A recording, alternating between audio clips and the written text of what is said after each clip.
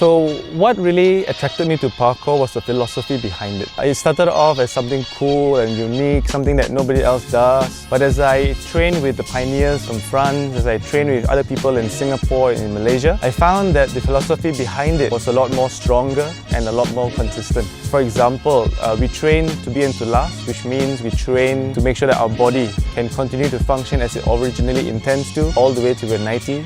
There's also an idea of we train to be strong, to be useful. So with a healthy body, with a healthy mind, we can then help others as well. And the third thing really is the overcoming of obstacles and overcoming challenges. I find a lot of people who are able to overcome the walls and the obstacles we have in parkour, able to also overcome their fears of public speaking, their fear of heights, and there is a connection between what we do in the physical world to what we face in the mental and the abstract world.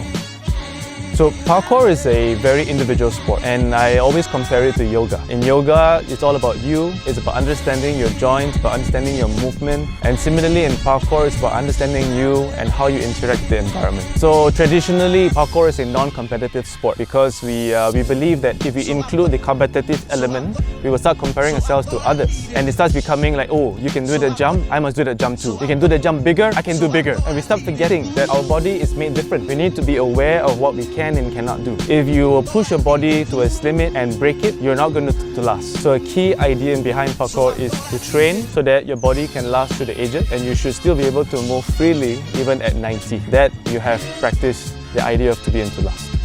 So the most rewarding thing I find in this journey so far, if I could say two things. The first one is the ability to coordinate and be aware of my own body. So being able to be fit, being able to be functional has helped me because, for example, when I'm moving houses, I'm able to help my parents to carry the heavy stuff and be able to help the movers as well.